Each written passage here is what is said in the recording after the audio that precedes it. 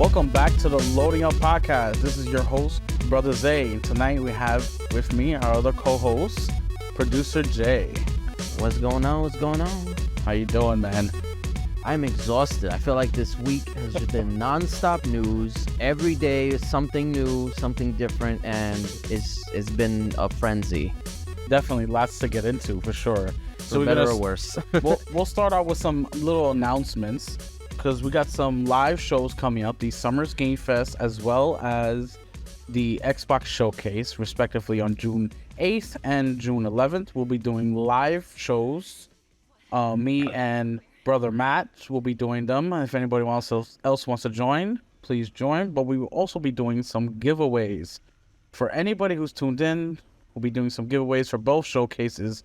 So stay tuned for some more on that. Yes, I unfortunately will not be able to participate as I am working those days. But such is life, right? That is true. It is true. That's why we didn't do a showcase for the PlayStation Showcase. Yeah, the freaking PlayStation Showcase.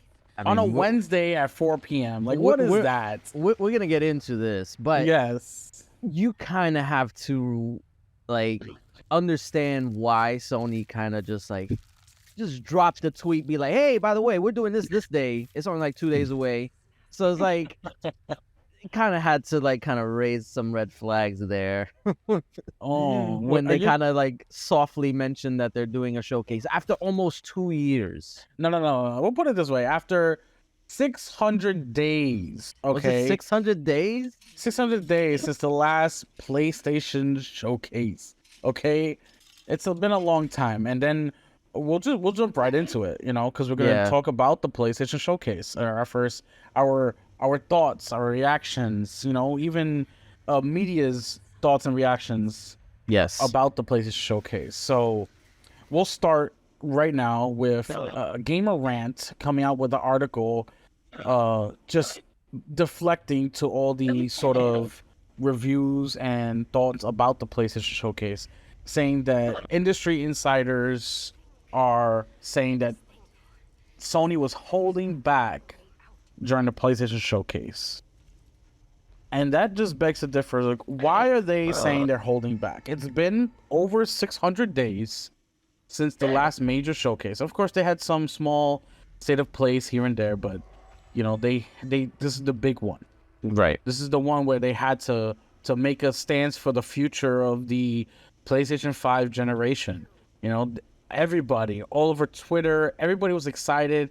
The lists were insane of what they were supposed to show, the rumors and everything. It was supposed to be like blow our minds great. Yeah. They based on every rumor and speculation or even leaks that they were saying this was going to be insane, the amount of stuff that was going to be shown. Yeah. And it was just people had their expectations high for this show. They did. I mean, I did too. Yeah, I did as well. I'm all right. Everybody knows I mostly game on Xbox, and I have a PS5 for the exclusives because that's what I feel they do best. Right. And I did not feel that at all. No. In this showcase, I didn't feel like the future PlayStation was in good hands. Yeah, and this whole idea that Sony was purposely holding back, I can't understand why they would do that. Now, somebody brought up the idea that, they're saving their stuff because some of the stuff they want to show off at the Summer Games Fest. And I'm just like, I thought this show was part of Summer Games Fest. That was the whole thing. They brand it as a Summer Game Fest show. That was they literally did that last year. But it's not. And why would they save their stuff for another show? Yeah. I mean, if anything, this should have been the summer stuff that they should have showed on the Summer's Game Fest, and then just have first party stuff being showed on the one that we just saw. Right. Why do it reverse if that's the case? It just doesn't make sense. Yeah, I guess they thought, probably in their mind, that this show would have more eyeballs on it. So this would be the better show to introduce their new games, which, okay, fine. But people are not tuning in because people who tune into the show want to see PlayStation games. And granted, those were technically PlayStation games, but they're not the staples. And I feel like with a PlayStation showcase, you have to show off the staples. If you want to show new stuff, I feel like the Summer Games Fest would have been a perfect show for that. Yeah. Because that has more audience, and it's more a broader audience, I should say. Yeah. I mean, all the games that they showed, I think it was 12 of them that are also coming to Xbox. So, like, what were they doing? They were showing us multi-plats? Yeah, you know? and it just doesn't make sense. And it didn't, I don't know, it just didn't feel like Sony tried with this one. Like, they waited 2 years, almost 2 years, and they felt like, and that was some of the things that, I mean, you saw on Twitter, that there were people who were making excuses about why this show was so bad. And someone was even saying that they purposely did it because they felt like they could do it. Yeah. Like, why? Why would they do that to themselves? Like, I saw they blamed ABK. Yeah, is this 2006 all over again, where Sony just decides to be like, we're gonna release our console at $600? Like, that's the Sony we saw this week. Yeah. And I'm not a fan of that Sony, because that's a Sony that don't care. Yeah. It's definitely a lackluster show. You know, so before we get into anything, so what was your best and your worst moment for the showcase? So obviously one of the highlights for me is Spider-Man 2. I feel like everybody there's obviously there's some trolls and fanboys or whoever are trying to like downplay Spider-Man, but Spider-Man is gonna be a good game. Like, Insomniac does not miss. So I'm confident that Spider-Man's gonna deliver. And the game was great. The game looks good. It looks good. It looks fun. I'm excited for Kraven and then the symbiote. Yes. Everything about it looks very fun. Yeah, I can't wait to get into it, for sure. I'm just going to say right now, I'm probably going to be playing as Miles most of the time. But I don't know if they'll give you a choice. I think it's... think it's going to be like Force perspective or whatever? Force. Like, you're going to go through the story, and there'll be sections as Peter, there'll be sections as Miles, but... That's it. Once the sections are over, you go to the next one or something like that. I think that's how I perceived it, because it was like you had to switch to Miles, because one of the actual stories, and the next story is that Spider-Man was everybody was hoping it was going to be co-op because you have two Spider-Men. But they denied that. They said no, it's a full single player story. So there was a lot of people upset because it's not co-op. It is a single player game. Yeah. I mean, so it's like, I get the frustration. I feel like this is more of a PR issue.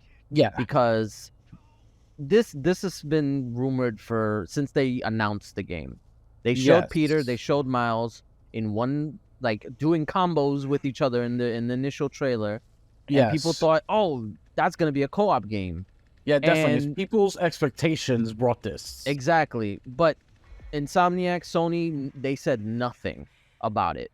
They knew people were talking about it. They knew people thought it was going to be co-op. And they said nothing up until this week and said, it's single player.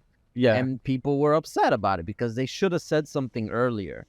Granted, what I think happened is they probably wanted to do it, but they couldn't get it working properly or the way they wanted it to, so they scrapped it. I could see this. I could see a co-op mode being added later on, maybe in like a DLC or something like that. I feel like that's possible. Maybe in the remastered edition of it. The PS6 version.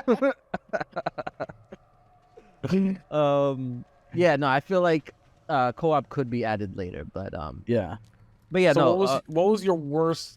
What do you think was that they didn't do right? So we got what's best. We love the Spider-Man.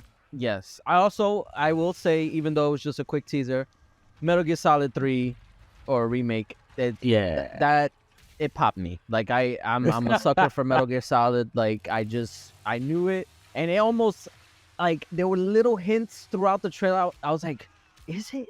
Could it be? Really? And I was so excited when he popped up. But so that was another highlight. Although that is coming to Xbox as well, so that got me hype as well. But yeah. in terms of what I didn't like, I didn't like the amount of CGI trailers that we got, Oh, of because course. I feel like if you're gonna show, and the CGI trailers were mostly for the new games that they were introducing. If you're Yeah. gonna do a CGI trailer, I get it. It's a new game. You kind of want like a sizzle reel of like what you can expect from this kind of game. The CGI trailer needs to give off enough information to let you know what this game is gonna be like when Oh it yeah. releases. Um, I feel like the only time you can get away with just doing like a very brief CGI trailer, or like even just like a logo trailer, is if it's a sequel to a very successful game. Like freaking God of War Ragnarok, when it was announced, it was literally just the logo in blue, and it said Ragnarok is coming. That's literally all it was, and that was those enough. type of games you don't need anything. Right, you know but what new you're getting. games you need something more. You need some what, how do you call it? Some substance. Yes, you need substance. You need something to give me what you're trying to deliver with this game. So like there was a fair game $, I guess. Yeah, fair game. I have no idea what that is. All I know is that there's heists involved. Is it like a multiplayer game? I'm assuming it could be not. Is it gonna be a battle royale? Because I think this is gonna be one of those service games. Is it gonna be like I don't know. There's not enough in that trailer to really tell me what this is gonna be. All I know is that there's heists and that it's like a cyberpunk type thing. Yeah. So that was it. And then there was also Concord, which was just a spaceship and then someone talking. I don't know what that is. And I feel like there was one more that also was like a CG trailer that wasn't much. I don't know. A lot of it was missable. Like, but yeah, but that was just my main concern. Like, I didn't like that with the new stuff that they did introduce. I felt like I knew as much as I did before the game was even announced. So it's like, why even announce it if I still don't know what it is? I can't be excited for it if I don't know what it is. So I'll what I'll do is I'll start with the bad. Okay. I did not. Overall, I gave the showcase like maybe a 4 out of 5. A 4. I mean, I'm sorry, 4 out of 10. I did not like it. I thought, again, the CGI trailers are just not so much. And what I absolutely hated from it was just all the games of services and the Splatoon clone from Square Enix. That was the absolute worst. Foam Stars. Yeah, no, that was like the most blatant ripoff of Splatoon that you could even do. Like, it's like literally Square Enix played Splatoon, was like, we can do this. Yeah. I was watching the trailer. I'm like, this is Splatoon, and I was Splatoon like, 4? Is Nintendo partnering with Sony? I was like, this is Splatoon. What is this? And then I was like, Square Enix. I was like, okay, that makes sense. I didn't like it at all. I thought it was, it was just like whatever.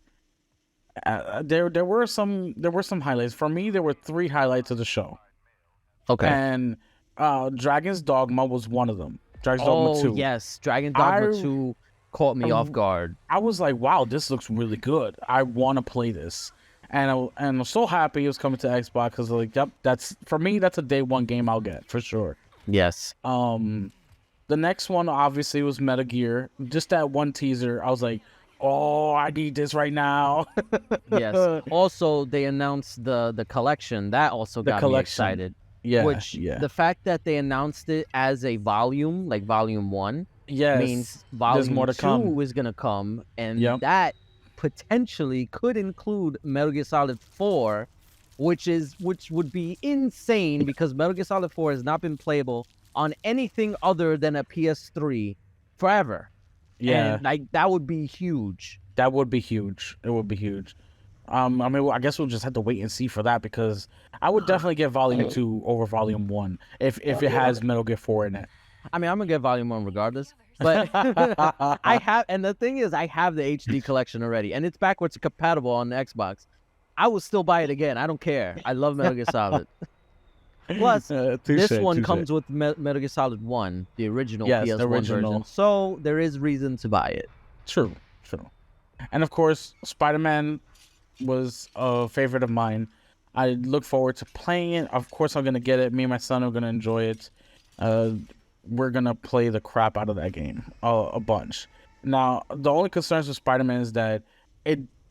So I don't want to get too much into it, but it did look like it wasn't ready. Like they didn't finish polishing it.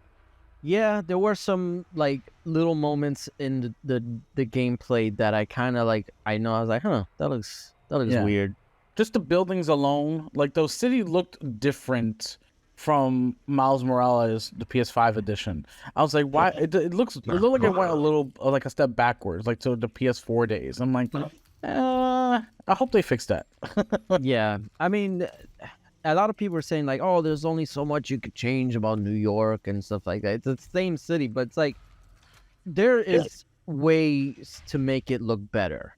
Like, yeah, if this is only gonna be on PS5, there are very much ways to make it look better. And granted, it's not done yet. It technically doesn't have a release date. It's still just fall 2023. Which I still feel like it could slip into next year. There's still that honestly, possibility. I kind of hope it does. I love the Spider-Man games. I loved the 2018. I love Miles Morales. I really want it to come out, but I kind of hope it goes into 2024, simply for the simple fact of Starfield. Right. I don't want it to come out on Starfield. Yeah, I mean, for selfish reasons. Exactly. For selfish reasons, exactly. Yeah, I mean, Starfield, I feel like we know, I mean, just being fair, we don't know if Starfield is going to hit. We assume it's going to hit. We want it to hit, but we don't know if it's going to, because for all we know, I mean, I pray not. It could be another Redfall situation. You stop it. I listen. I'm not. Knock on wood. I don't have wood around me. I got you. Knock on wood. But it could be that. But I do think that Microsoft knows better, and they threw everything and the kitchen sink at Starfield to make sure it's good. Yeah. And I know for a fact that I'm gonna be like on that game like white on rice until like forever. Like that's gonna be my game, because I feel like I'm feeling the same way about Starfield, the same way I felt about Cyberpunk, and then Cyberpunk let me down. Like I was so devastated. Like I don't know. Like I had fun. It was mostly because of the performance issues at launch, because I was playing it on a Xbox One X at the time. Oh, okay. See.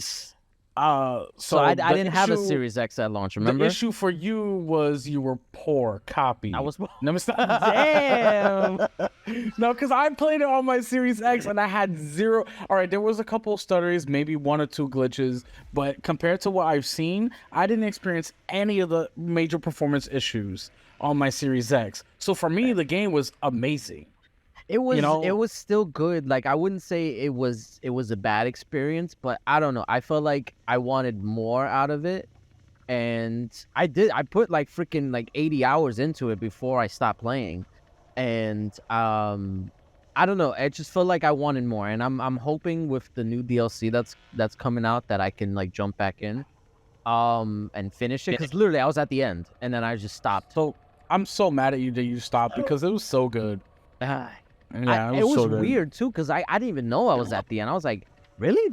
I feel like maybe it was because I was doing a lot of side missions, and then like I put off the main missions because I didn't want to beat it yet, and then like I don't know, I just felt like because there's multiple endings. Yeah, so you can choose your paths. Yes. Yeah, so I was at the ending of one of them, and I'm approaching the ending of the other ones. So I don't know. I felt like I needed to stop, because if I beat the game, I felt like it'd be over. It'd be over. I'm like, So maybe this summer I'll finish it up. But yeah, no, Starfield is definitely gonna eat up a bunch of my time, a lot of people's time. So I feel like if it is Starfield time. if Spider-Man were to move into next year, it wouldn't be the worst thing ever. However, a lot of people are gonna freaking have a meltdown. Of course, I would be upset. because I want to play it, but also I want them to get it right so that way we can play a good game. Right. So and that goes for any delay. If you're gonna delay it because it needs more time to be better, that's fine. And we'll go right into the next delay that we're talking about with The Last of Us multiplayer factions being delayed. Yeah. This one is a head scratcher because this game has been in development since what, 2019? I feel like they announced this before Last of Us 2. I think it's before. I think it's been like 4 or 5 years now. Yeah. Well, maybe they announced it after, or maybe I don't know. They announced it a while ago. Yeah. And we just haven't heard anything. We just know that it's coming, but we don't know when. Yeah. And I mean, it was supposed to be launching in 2020. Yes. Wait, did they say that? I believe so. I mean, possibly. I don't know. But I know they said that we were going to get an update soon. Yes, we were supposed to receive an update soon. But the update that we did receive was that they just delayed it. Yeah. And they didn't even put a date on it because they said that the developers who are working on it are now currently working on a new single player experience that Naughty Dog is doing. Right. So it's like, so is it delayed or not? Nobody's working on it. What's the message that you're trying to get out of here? Yeah, they scaled down the development team, which that is never a good thing. Especially if it's not released. Like if it's one thing if it's released and then they scale down the dev team to like focus on other projects, but if it's not released, then that's very. And also, what came out of this? I mean, I don't know if it was like confirmed or if it was just like a not a leak but like a report. Like reports, yeah. So Bungie actually came in and looked at it and said, "No, this is not up to like standard," because apparently Sony was wanting to go hard on the service aspect of it. Yeah. Like basically like want it to be like Call of Duty type service where everything's like in a battle pass and you had to like the super like tons of microtransactions and all that stuff. Like they were going ham on that. Yeah, so they were treating factions as their own Destiny 2 sort of much thing. Yeah, and Bungie they looked at it and said, no, this is not good for longevity. Like Naughty Dog, like they have a special way of making games, and what they were making is not what they should be making. So that's why they delayed it, and who knows if it's even gonna release anymore. Like, I don't know. Like honestly, it's good. It's as good as scrap to me. Because you can't. There's no way like you can delay it and then just have it. I mean, I guess like to what 2 or 3 years from now when they fix it up, they'll release it with The Last of Us 3 Part 3. Yeah, when would they release it? When's a good time to release it? After Last of Us 2 was released when? 2020? They'll release it on the director's cut of Last of Us Part 2. Yeah, they'll remaster Last of Us 2 for the PS5 and they'll release factions with it. Yeah. In 2028. Yeah. But yeah, so this is not good news. And no. For a lot of people, I mean, have you played Factions, like the original one? Yes, I did. So you're talking about like on The Last of Us, right? Like the multiplayer section? Yeah. Yeah, it wasn't bad. It definitely had The Last of Us feel into it, you know, like that. But it wasn't bad, but it didn't make me want to come back to continue playing it. Yeah, there was something about it, and I think it's with all of Naughty Dog's multiplayer game, like with Uncharted too. Like the Uncharted, fun. It was fun for a bit. It's unique, but like nothing really said I should probably come back and play. Yeah, like I don't know. It was just there, and I feel like that's what Factions was as well. I played like a few games when I had it, and that's it. Like I don't know, it didn't really stick out to me. Well, I mean, just the precedent that Bungie came in, you know, because we all know Sony bought Bungie for what, $3.6 billion, something like that, and they came in, and it sounds to me like they're they're looking at every single games as a service game, and they're the ones who are gonna tell Sony, don't release this, Yeah, like they're or kind of don't like the do this. filter.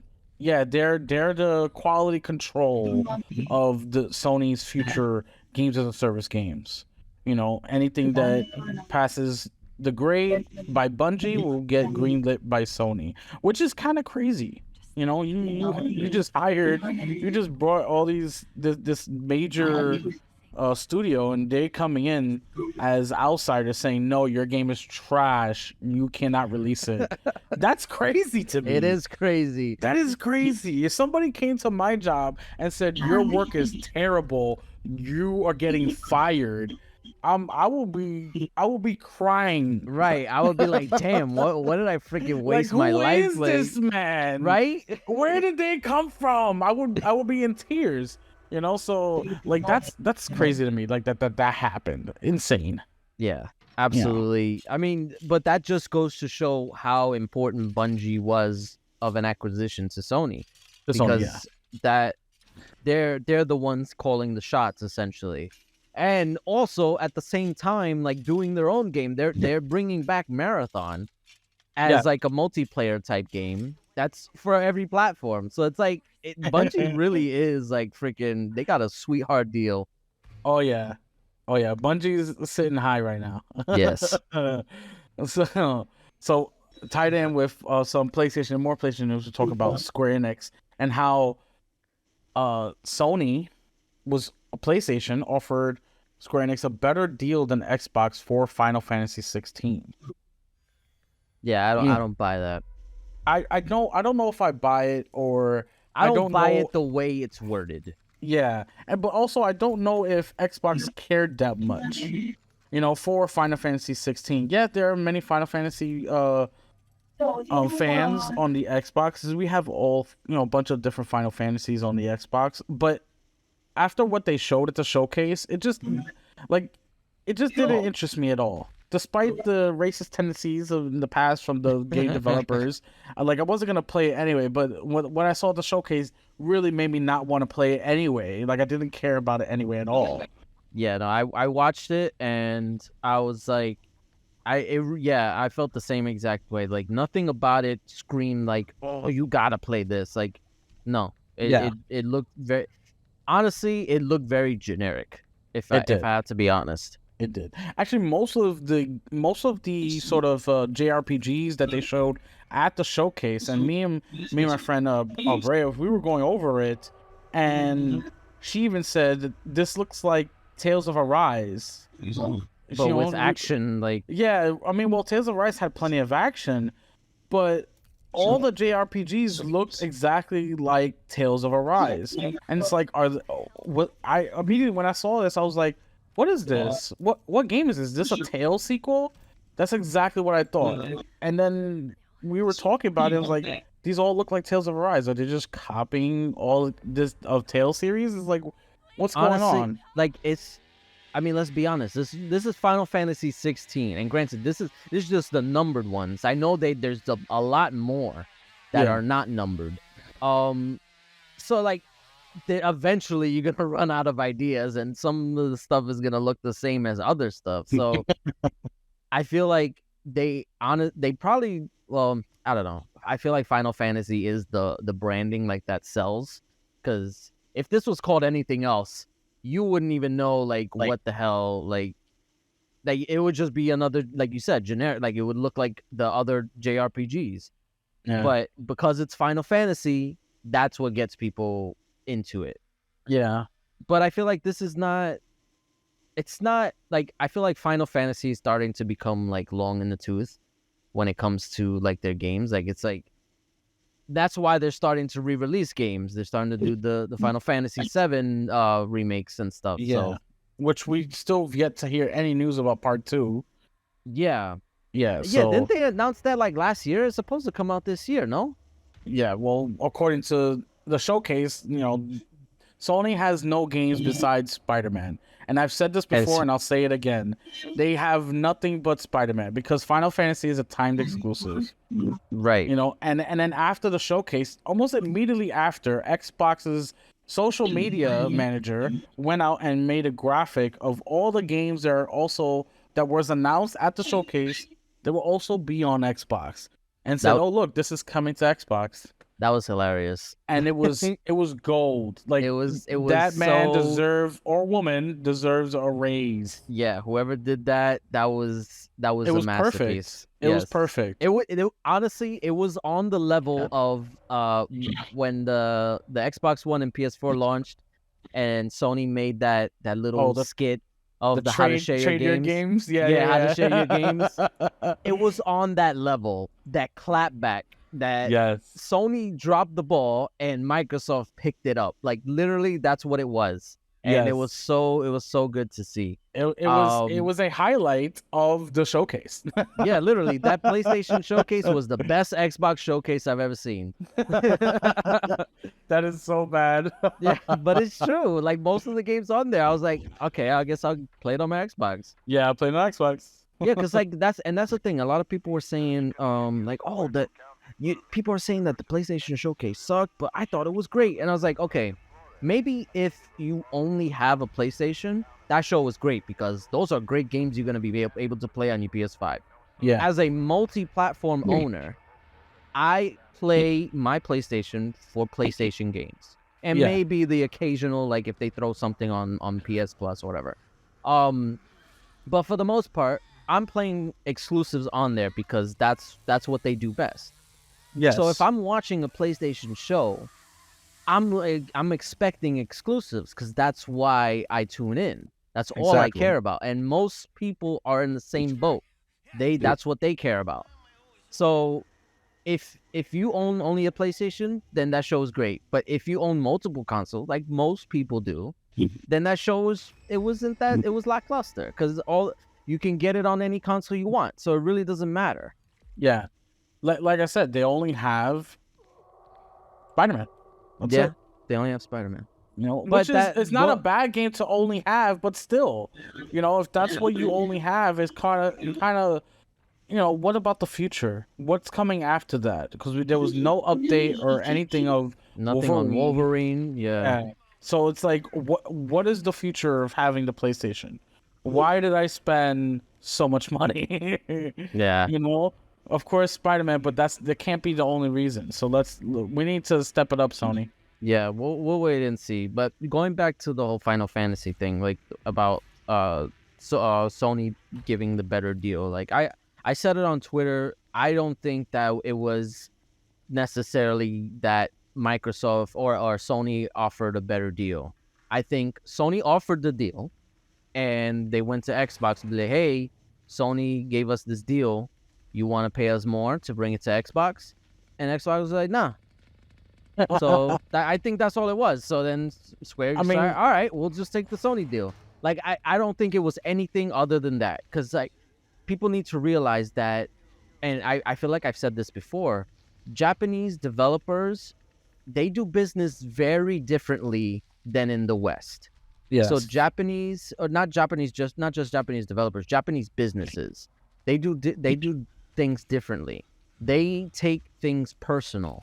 So if they ever felt slighted by Xbox, or if they felt like they didn't have a good relationship, or that Xbox wasn't really doing right by them or advertising their stuff or anything like that, they're gonna take that to heart and use that as kind of like ammunition for their future stuff. And which is why I think they're kind of leaning on Sony because of that, the previous relationship. It's basically what I feel like Konami used to have with PlayStation back in the day. yeah, Because Konami used to only exclusively release on PlayStation. They didn't release on Nintendo. They didn't release on Xbox or even Dreamcast. Like it was only PlayStation. yeah. And then eventually, I mean, Konami, what happened with Konami is kind of like whatever. Like they decided to step away from like the gaming business for a long time. And now that's why when they're coming back, they can't afford to be skipping consoles. That's why Metal Gear Solid Snake Eater is on Xbox. That's why the HD collection is going to be on Xbox and possibly on the Switch as well and PC. So it's just that's just how the business is for Yeah. Japanese business. But I don't know. I just don't buy that Sony made the better deal. I think it was just they were the only ones who offered a deal. That's definitely possible. It sounds reasonable to me. Mm-hmm. Yeah. All But right. We have a little more PlayStation news. You know, they're ramping up their spending for more acquisitions. So we reported before how they, have $4 billion to spend on acquisitions. Now I think they're bolstering it up to $6 to $8 billion. So they're trying to combat Xbox. They're trying to compete with all of the acquisitions that they've been doing, and this could be a good thing because competition is really good. yes, Xbox is out there. They're trying to compete with PlayStation. They're trying to compete with Sony. We're trying to make moves, and Sony's like, we have to make moves too. Let's get some more money for any potential acquisitions. And even today, there was a rumor that happened all over Twitter today about CD Projekt Red being acquired by Sony. yeah, that rumor has been going on and off for the past, I feel like, 2 years. Yeah, which I don't think is true at all. I don't think it's true either. Yeah. If it is, we would have heard about it by now because CD Projekt Red is a publicly traded company, and where are they based on, or are they based at? Oh, that I'm not sure. Hold on, let me double check because I know wherever they're based at, Poland. Is it Poland? Hold on. Sorry. I want to make sure I get it right because wiki, they are, yes, Poland. So the Polish government, they take that studio very seriously and they tout it, like they tout CD Projekt Red as like something that the country is proud of because of The Witcher, because of well, maybe not Cyberpunk, but because of how successful The Witcher is. So if they were to sell that to Sony, that would be a huge blow to them, and it would have been all over the news. And I don't think Sony would have kept that a secret. They probably would have announced it by now if it was true. And yeah, it would be very, very hard to keep that a secret. So I don't think it's true. I think, me either. No, there's just rumors flying around over Twitter. Yeah, I think if there's any acquisition that Sony's going to be making, it's most likely going to be Square Enix because they're essentially in bed together anyway. They've already made multiple exclusives for PS5.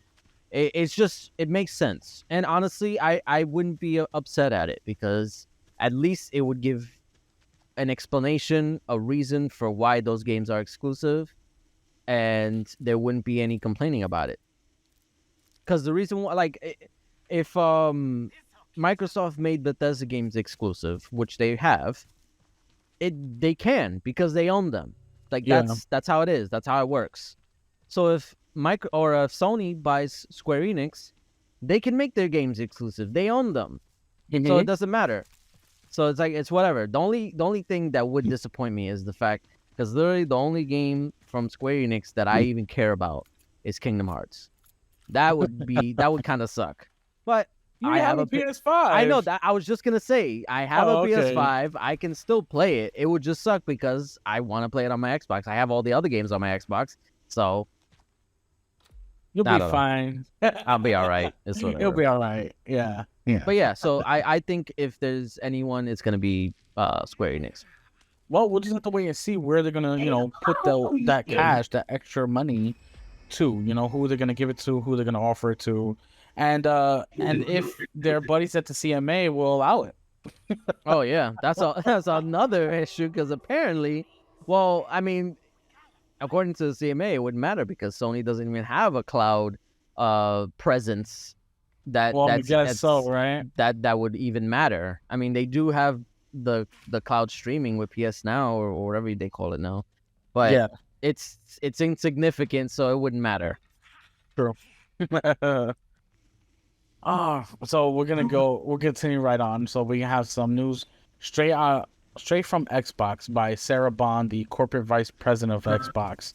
And she goes on to say about PC games headed to Boosteroid customers come June 1st. She states, "We're continuing to deliver on our promise to bring high quality immersion PC games from Xbox Game Studios and Bethesda to more people in more ways. Today, we're announcing that Deathloop, Gears 5, Grounded, Pentiment will be available to play for Boosteroid members beginning June 1st to customers across Ukraine, the United Kingdom, countries across the European Union, and even in the United States."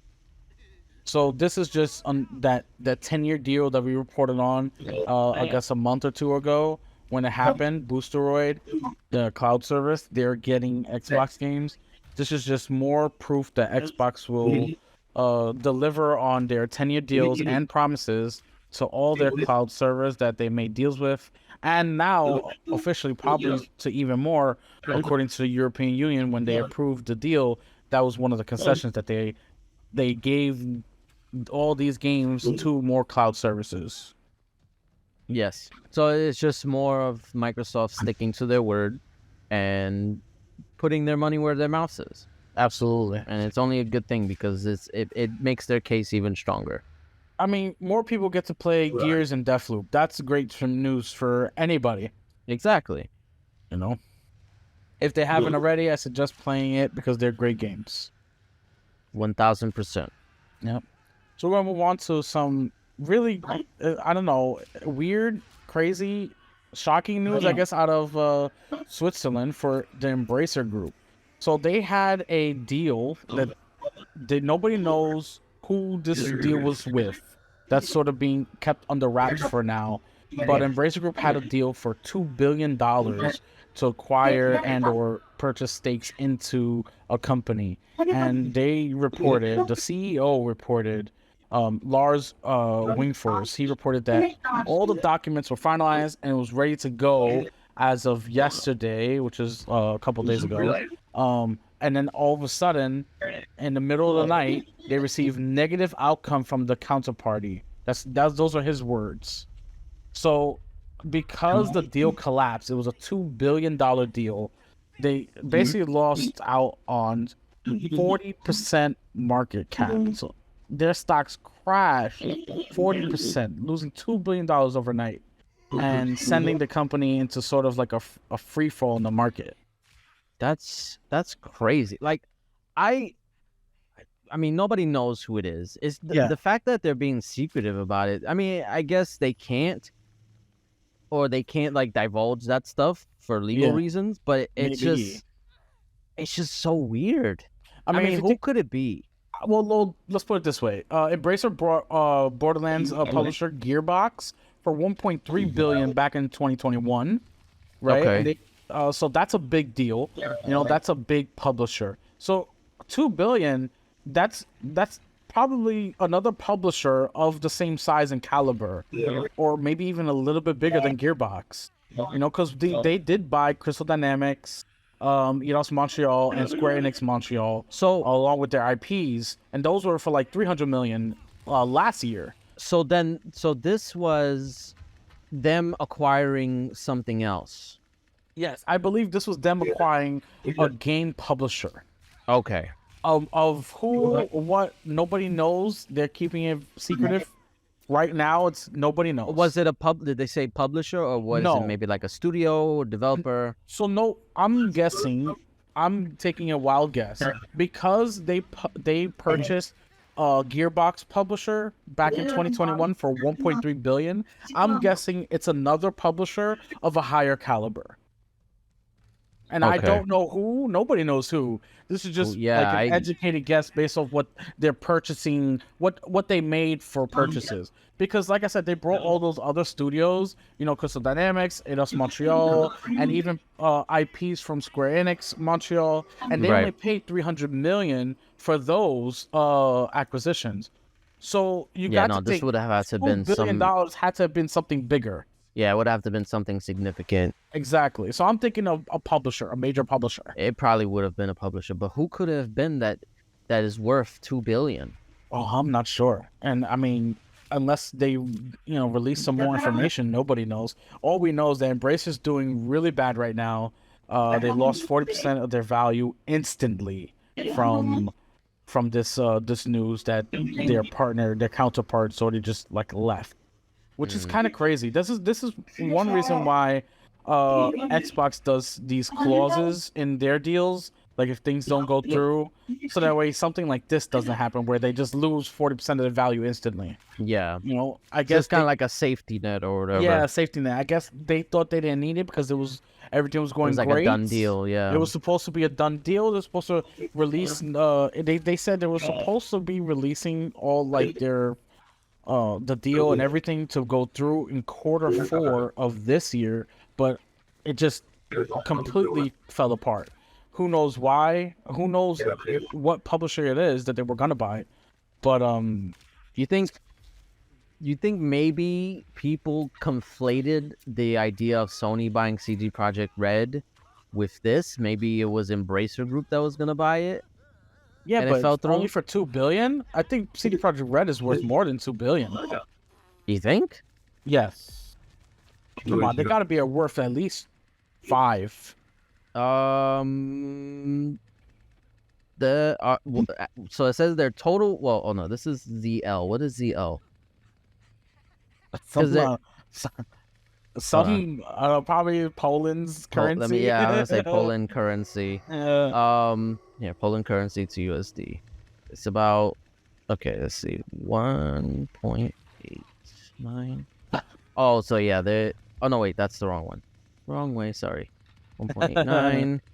So, all right, if you convert, because they're worth 1.89 million Polish whatever zloty, which equals to about $500,000. So they're not that expensive. But I'm saying, I mean, maybe obviously they'd be worth more because I think they're worth more. Yeah, that's just how much the company is making, or how much they have in equity. But obviously, you don't pay, you pay more because you want them. Yeah. I don't know. I really don't know. This is just a weird situation. Very weird. Well, we hope to see more news coming out of Embracer on who it was, and who knows if we even get that. If the deal didn't go through, honestly, they probably won't even want to release any information. It'll probably get leaked, like on like NeoGAF or something like that. Yeah, we need Tom Henderson to leak it. Yeah. So we'll continue. Hope for the best for Embracer. We'll continue in some more news, and we're getting some Xbox Showcase news. So the showcase is June 11th, and it's set to be a big showcase. So big that they're releasing the showcase in 25 different movie theaters around the country. And tickets will be free. They'll not only be free, but they'll also give you $10 worth of snacks. Wow. What is that? A popcorn? It is one soda. One soda, yes. One small popcorn. Yeah. I mean, at least here in New York, it is one soda. Yes, it is outrageous. Which is insane. But it's kind of a big thing. This is the first showcase that they're doing where they're releasing it in theaters and for free. That's kind of a ballsy move. That is, yeah. I feel like they wouldn't do something like this if they thought that their showcase might not deliver. I don't know. I mean, granted, they would think that their showcase is good. They're not gonna say, it kind of sucks. But if they had a shadow of a doubt, then they probably wouldn't have done this. Because imagine coming out of the theater and be like, man, I mean, granted, it's free, so you can't really complain. You just wasted time. You can complain. No, we can't complain. No, you can't complain if it's free. I'll complain. Listen, if I go to the theater and waste my time, waste my effort to get there, and then all of a sudden I see a trash showcase, I'm coming out of there complaining. It's gas money, I guess. Yeah. I'm gonna be like, man, that show was trash. The PlayStation showcase was better. But that's we what all I'm saying. know Like, the bar was set really low there. Imagine coming out of the theater and being like, that show was trash. Like, why did I even bother? Like, I feel like they wouldn't want that because that's not a good look. Yeah, So, definitely not a good look. I think they're very confident in their showcase that they're doing this for free. So yeah, for free, exactly. And of course, it's still first. What's that? I was gonna say they announced it as a first come first served basis. So you had to act fast to get those tickets for free. Yeah, it's still a cool thing though. Yeah, definitely cool. Definitely something new from Xbox. You know, the tickets go on sale on June 2nd at 7 a.m. and that's Pacific Standard Time. So if you are out there, you are near one of the theaters that are getting the showcase, and you have some time that Sunday, go ahead and get your tickets. Do it, man. That would be fun. I don't know. We're gonna do a live showcase, so I can't do the theater showcase. if I had time, I probably would have considered it. Yeah, definitely. So now we're gonna get to a little bit of ABK news, something quick. So Xbox formally appeals now to the UK CMA's decision to block Activision Blizzard deal. So now it has been official. They are appealing, and I guess we will see where it goes from now, how long it takes, or what happens.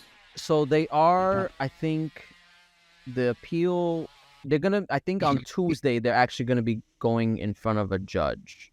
Okay, I think this is like formal stuff, right? Yeah, it's like all formal stuff, and to see like to bring forth the appeal or whatever. Yeah. But so there, I mean, I was looking over this over the week about like how what they're appealing on, and granted it's about a bunch of like legal mumbo jumbo whatever. So, but basically they're blocking or they're appealing it on 5 counts.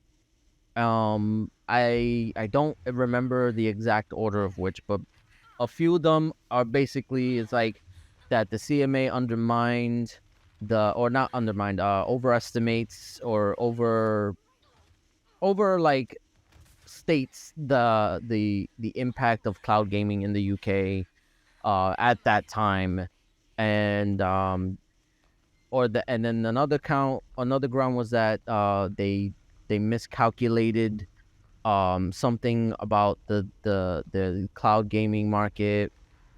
And then one of the main ones that they appealed on was that the CMA was acting irrationally. Now that one is probably their main one because they have the basically every other regulator to point at and say, hey, look what they did, and they accepted our remedies. Yeah. So why are you not doing it? Like, what is your reasoning for not? It's like one thing to be like, oh, I don't think those remedies are like good enough. They're just refusing to give any remedies that would make them satisfied. So, and that's basically the main ground I feel like that they would have the best shot at, because that it's true. Like there's no reason for the UK or the CMA to block this deal without at least considering possible remedies. Like they just don't want to give them for whatever reason. Like there's no, at least what their reasoning is that, well, I don't know. It's not really clear. They just don't want to do them. Yeah. And then they don't want to even tell Microsoft, hey, all right, we heard your appeals, but this is what we want. They don't even say that. They're just like, nah, we're just blocking your deal. Yeah, like, those remedies, those 10-year deals were nice and all, but nah, we don't want it. Yeah. So that's basically what they're trying to fight on. And let's see if it works, But also, just as a segue into the next issue here, according to the CMAs, they had a conflict of interest potentially. So there's a Twitter user by Florian Mueller who's a prominent patent lawyer who's been following the case and releasing updates on the case of the ABK merger and everything.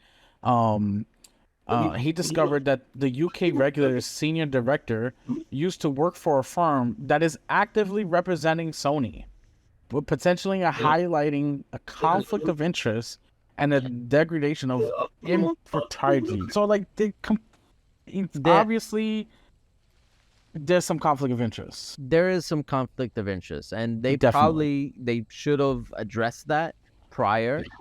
Also, I do think this is why they threw out the console concerns from the get-go, because they realized that this could come out and they didn't want to have egg on their face, so that's why they threw out the Sony complaints altogether. However, that doesn't change the fact that if they threw that out, that doesn't mean that they don't consider it an issue, or not that they don't consider it an issue, but like they could just basically kind of putting on a front and being like, oh yeah, the PlayStation concerns are not really a thing. We're gonna block it on cloud, but in reality, they're just doing what's best for Sony, but trying not to make it obvious. Yeah. You know, and using cloud as the excuse. Yeah. Which is stupid because it doesn't make sense. No, it doesn't.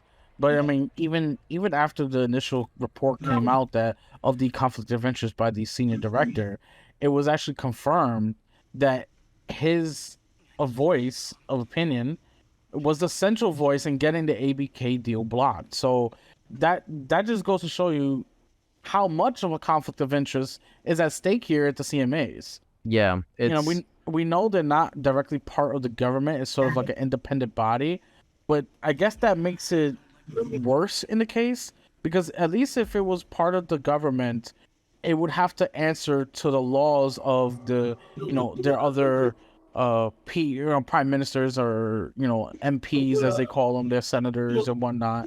They would have to abide by their rules. But it being independent makes me feel like they have sort of their own regulations that they go by, and since they're independent, they don't have to answer to why the conflict of interest is not a point in where they should recuse themselves from dealing any sort of being a central voice or anything for the CMAs or this particular deal. Yeah. So with that, I feel like it's true that they are independent, and for the most part they do kind of like abide by that. However, the UK government can step in if they feel like that the CMA's decision affects the country in a more broader term or broader sense. In this case, you can argue that if Microsoft feels like their business is being impeded in the UK, that they might pull everything out of the UK. Now, granted, that's a big thing that you can't. It's not really like feasible. However, Microsoft is freaking a $1 trillion company. If they really wanted to, they could make a statement with this. It really just depends on how badly they want this deal to go through. We know they wanted to go through badly. Yes, they do. And the fact that every other regulator has approved it already means that they're going to fight tooth and nail to the very end until either they get this deal through or it just gets blocked and they'll find another way around it. But yeah, so I feel like if that were the case and Microsoft loses the appeal or anything like that, maybe not loses the appeal, but like during the appeal proceedings, the UK government can step in and be like, hey, Microsoft, they might hurt us from a financial standpoint and pull out of the UK, and that is not good because everything runs on like Windows and Microsoft security system. Like Microsoft runs a lot of things, and that's why a lot of people don't understand like why this deal is important and what kind of leverage Microsoft actually has. It just really depends on how they want to go about this, and that's why the whole thing about with Satya Nadella, we said it last week that he said let's wait and see how this plays out, because if we got to pull out of the UK, that could be an option. Listen, I said it before, I'll say it again.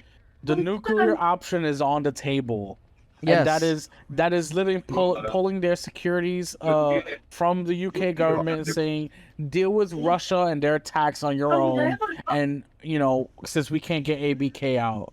That is a nuclear option. They'll pull out. They'll let Russia attack their healthcare system again. They won't stop it, and they'll just say, no, we can't do nothing about it because your regulators said that we can't have ABK. It Yeah. is extreme. It's petty. It's It the is pettiest, extremely petty. the pettiest of petty. Like, But if they want the deal, that they have that option. they could do it. Absolutely. They can. And you know what? UK will be like, listen, we can't allow them to do that. Just let the deal go through. Exactly. And that would be the option. So Yeah. I feel like with that in That'd be mind, fucking- I feel like it's very hard to picture a scenario where this deal doesn't go through. Yeah. It's impossible. For one country, it's almost impossible. Yeah. So we'll see. We'll see how that turns out, though. Yeah. So we get into the last article that we have, last bit of news, has a very sombering headline. So we get right into it. Out of Eurogamer, 1 in 10 female gamers feel suicidal about the abuse they receive playing online games. And just that headline alone instantly made me depressed and upset. Especially because my wife games, she plays ESO online, and she's had to deal with some abuse online as well. Everybody always says, oh, but that's just the Call of Duties of the games, and they get a lot of hate and abuse. But no, it happens a lot on multiple different types of games to women all over the world, where they receive abuse, and not just sexual harassment. We're talking about stalking and potential life threatening. Makes women feel. Obviously, 1 in 10 women, according to the study, makes women feel suicidal, which is absolutely horrendous. Yeah, it's really bad. Like that's an alarming headline to even like come across. Yeah, And definitely. It's sad that this is even a thing. Like I know in general, like harassment online has always kind of been part of like gaming culture. How I feel like minorities and women tend to get the brunt of it. Brunt of it, yeah. Yeah, and it sucks because it's like it seems like there's nothing that we can really do except like just report these people, and hopefully the powers that be will act on it. I mean, I personally have. I mean, we've talked about this before in a previous episode, where I've gone through like personal like harassment online in video games and stuff like that. At the time, I didn't really think about like reporting them and stuff like that because I didn't think like anything would happen. And yeah, I honestly don't know like if there is a venue, not a venue, an outlet for that. And I think Xbox or maybe Phil Spencer, he openly said that they are willing, or they're trying to target like harassment online.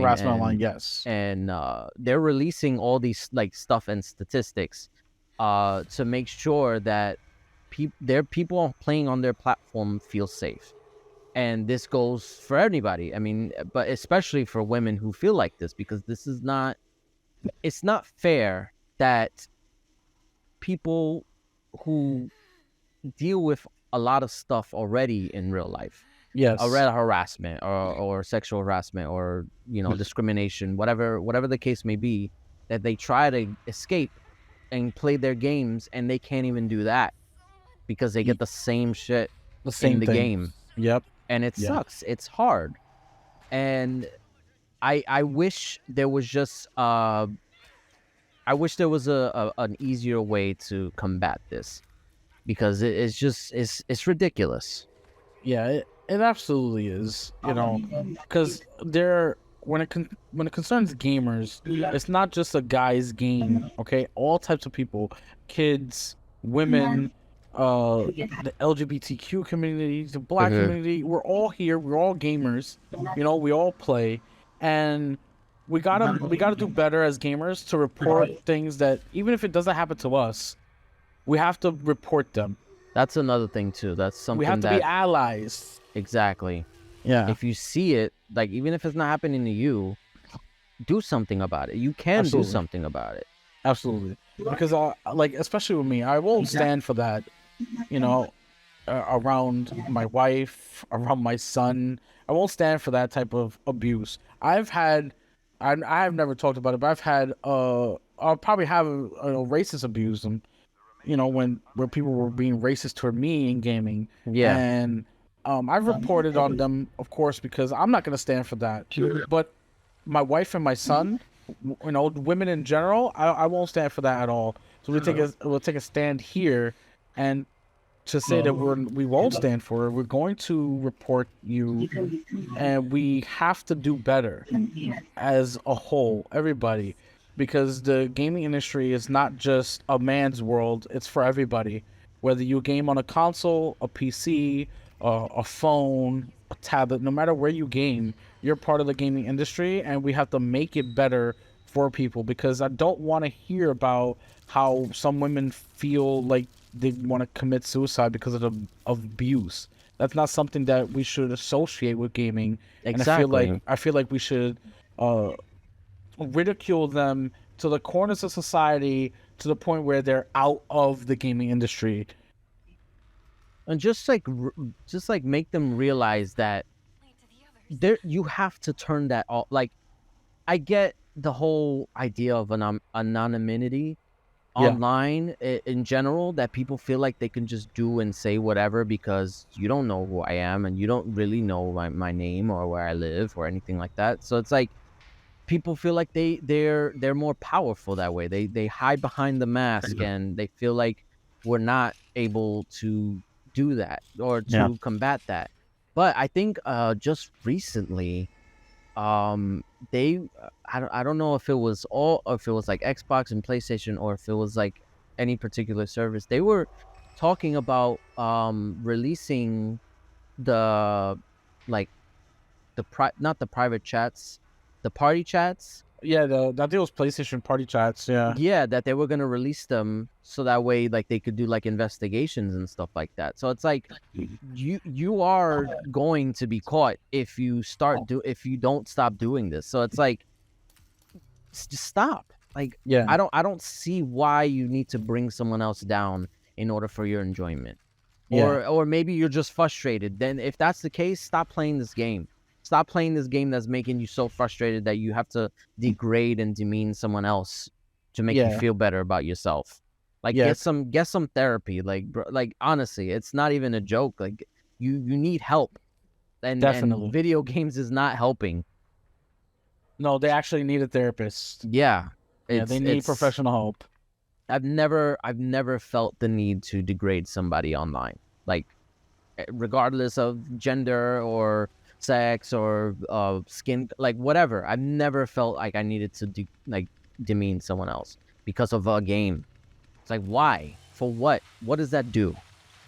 Yeah, yeah. So we're gonna put a stop to that. As everything we see, we're going to report it. We're going to help. We're going to be an ally to the women in gaming who feel abused, and know that you have You have support. support here loading up. You have support online wherever you are at. There are actual outlets. Women in gaming, women in games is an actual industry where you can go and get support as well. So if you ever need that, don't be afraid to reach out. Talk to your friends. Talk to Yes. us Talk to here. someone. Yeah, Yes. anybody, to get that out there, because we don't want to hear more about abuse. We want to actually stop it. Right. Yeah, So, I mean, that was a more downer note to end on, but I'm that's glad we okay. were able We to gotta we get gotta that talk out. about the We tough stuff do. sometimes. Yes, absolutely. Um, but that'll do it for our show. Please like and subscribe. As we said in the beginning, we're going to be doing live streams for the upcoming showcase at Summer Games Fest and Xbox. We're gonna be doing giveaways for people who are participating in the live stream. So please stay tuned for that and come join us because we would like to see you. I probably will be in the chat somewhere. Yeah. Maybe I'll pop in if I have time because I'll be at work while it's airing. So sneak away and join us. But yeah, so that'll do it for us. And I said that already. Follow us on our socials. If you're on YouTube, you see it on the screen. If you're on audio, you can see it in the description. And that's it. All right. We'll see you guys next week. Peace.